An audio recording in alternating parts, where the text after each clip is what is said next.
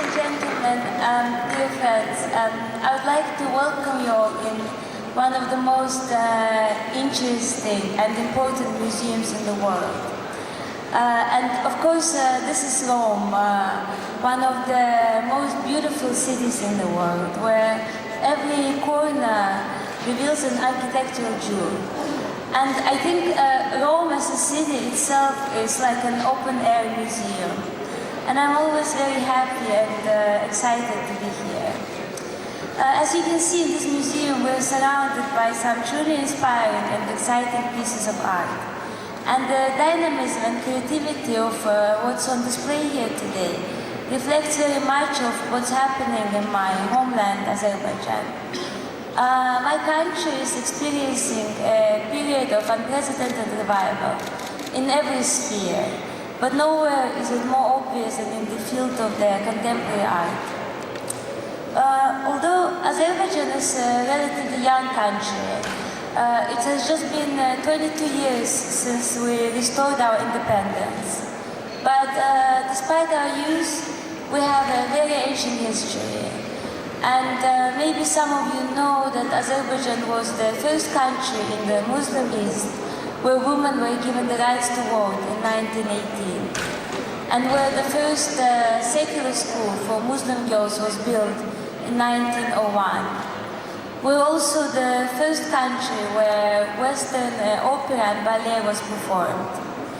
And talking about the first, Azerbaijan will be the first country in history to host European Games in 2015. And also, maybe some of you know that we have just launched our first satellite 2 months ago. So, as you can see, we're the country that has achieved many firsts. And as you walk down the streets of Baku, you can feel the vibrancy all around you. From the architectural masterpiece by Zaha Hadid, who is also an architect of this beautiful Maxi Museum, to the avenues full of shops, restaurants and boutiques, and of course the boulevard located on the shores of the Caspian Sea. It is a city that is changing before our eyes.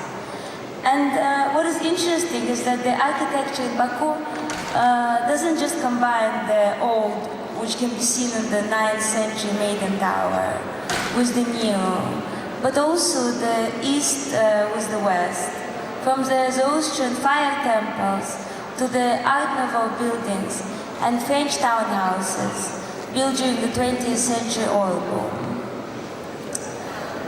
Dear friends, this exhibition, Fly to Baku, is very important and dear to my heart.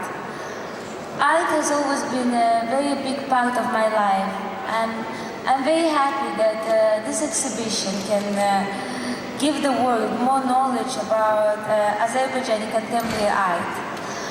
When we go to the next building, you will see the artwork of 21 artists. Some of them are already established artists, and some of them are just young and upcoming, and more than 100 artworks, including videos, installations, photographs, performances, sculptures. And this exhibition has been chosen by our amazing curators, Elvin Mikhailov and Emin Mammadov. Yes, and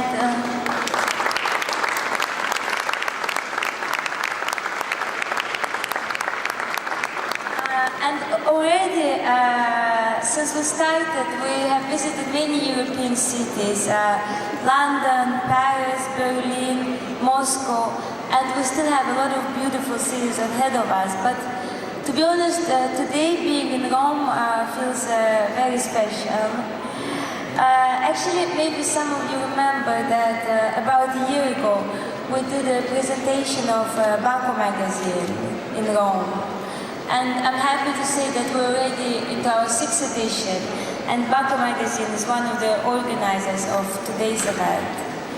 And also, last year, the statue of our great poet and philosopher Nizami Ganjavi was unveiled in Rome in Villa Borghese by the Haile Aliyah Foundation. So, of course, I would like to thank the people of Rome and the Roman authorities for these amazing opportunities. And I'd like to thank all of you for being here tonight. I hope you will have a good evening, and I hope you will discover the magic of our country through the artwork of our talented and inspiring artists. Thank you.